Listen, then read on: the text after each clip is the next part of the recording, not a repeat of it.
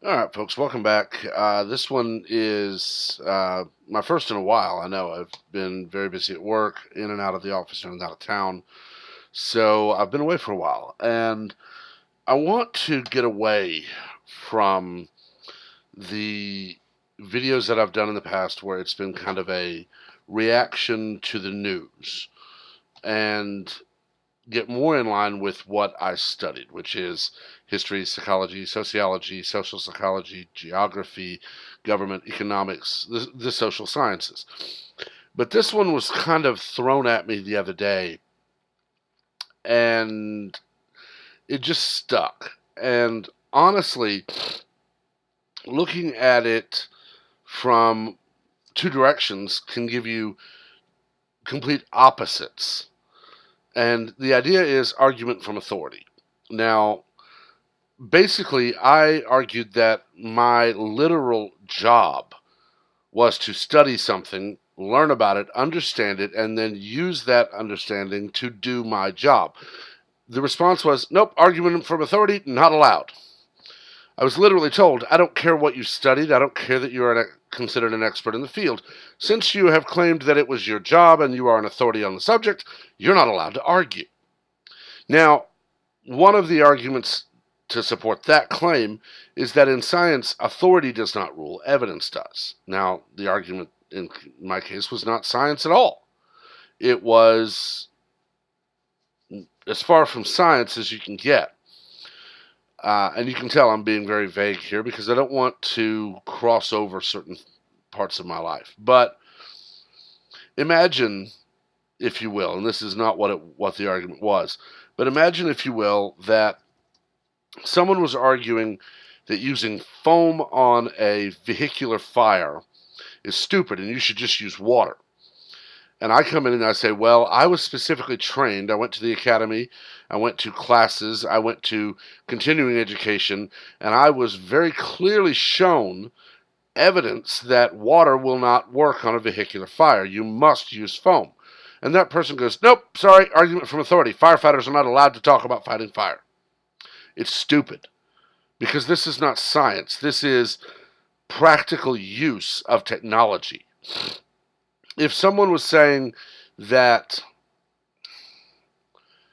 cats can suddenly change their eye color to make them better hunters, and someone goes, I am a veterinarian or I am an animal biologist, this is true. It's wrong. You can't say, I'm a scientist, just believe me. I'm not saying in my argument, I'm a firefighter, believe me. I'm bringing you evidence that I studied specifically to do this job. I was very closely monitored through training.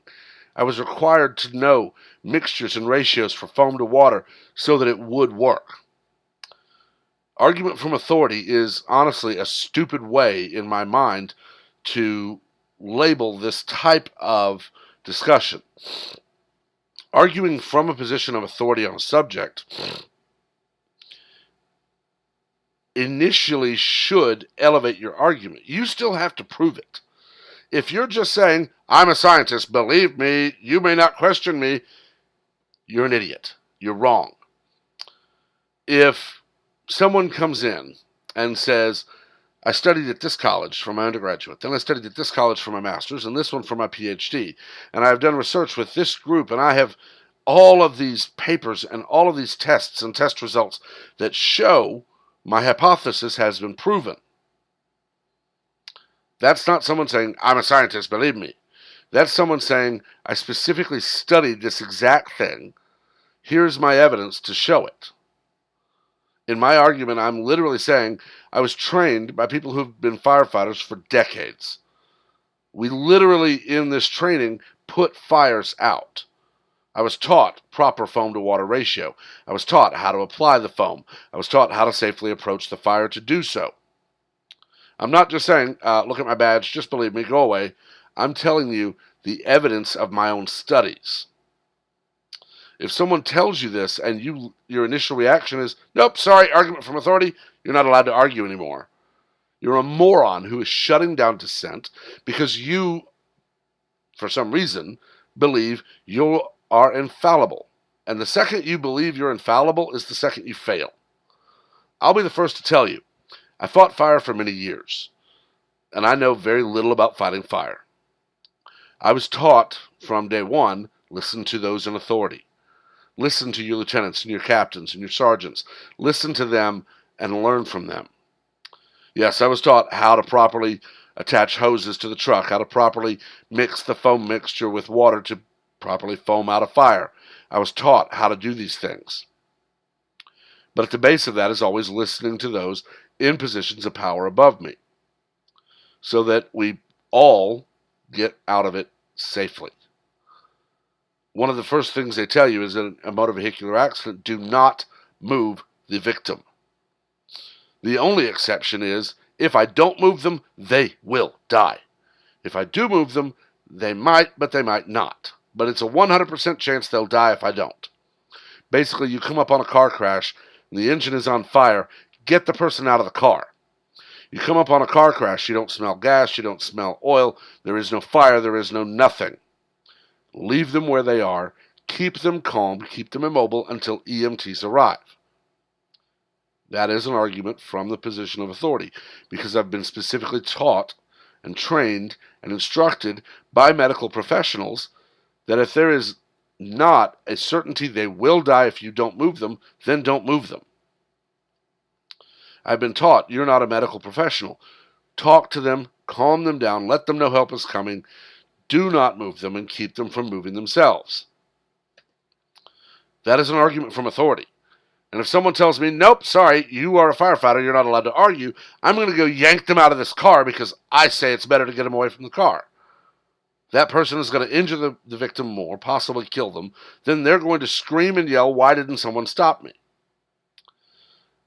It is, honestly, in my mind, it's the same mentality as they're accusing someone of. I will never tell you, I was a firefighter, just listen to me. I will, in the case of an actual fire, tell you, get back and stay back. And then I will probably run into the fire and start looking for people. If it is a situation where it is simply a debate or a discussion about things, I will tell you that I have studied this topic very specifically and extensively. I have been in a position where I used it day in, day out in my job as a firefighter. I will explain it. That with an automobile fire, you're dealing with chemical, you're dealing with electrical, and you're dealing with other. You're basically dealing with a conglomeration of every type of fire you could possibly have. Gasoline, analog brakes fluid. You're dealing with automatic power steering fluid. You're dealing with oil. You're dealing with wires. You're dealing with everything. Water is going to make that worse because it's going to spread the chemicals around. Oil, power steering fluid, ABS fluid, gasoline, they're all less dense than water. They float on water. So you pour water alone on it, you're going to spread these chemicals out. They're still going to be burning.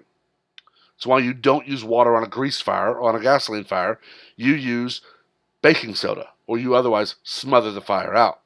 It's exactly what foam does.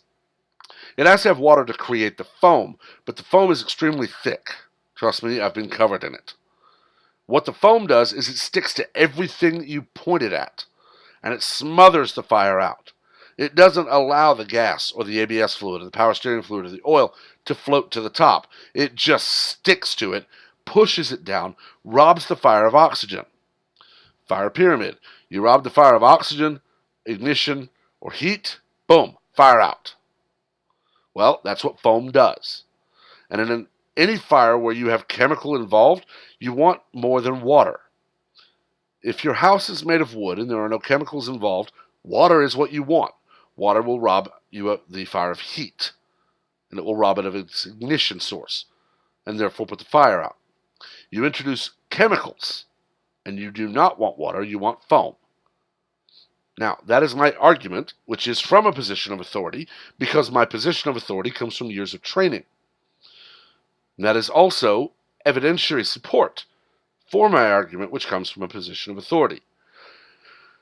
We've moved into a society where virtually everything is, nope, there's a name for that, and because there's a name for that, it's not allowed. we got to stop this crap. 90% of the responses to social media threads and everything else that I see on topics like this or other hot button issues are simply there to shut down dissent and discussion. You look at any of the squad, their responses are very, very predictable. You oppose them on the Green New Deal, you're a racist or a sexist. You bring up that at least one of them does not live in their district, you're a racist or a sexist. You bring up anything at all that is not, yes, I will obey you, and you are a racist or a sexist. That is meant only to shut down discussion. And it is wrong.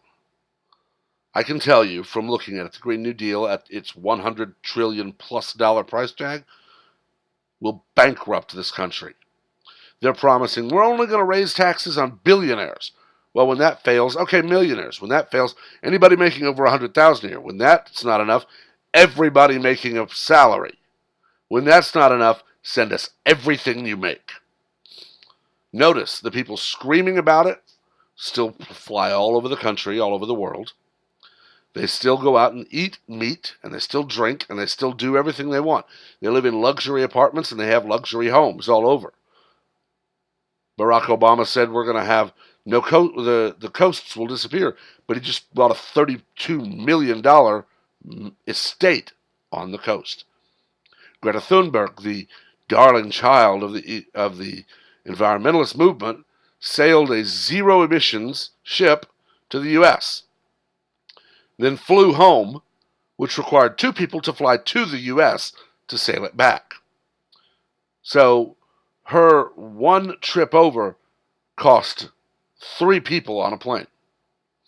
And they're going to say, well, that plane was flying anyway. Why can't I sit on it? You can. Just admit that you are a hypocrite.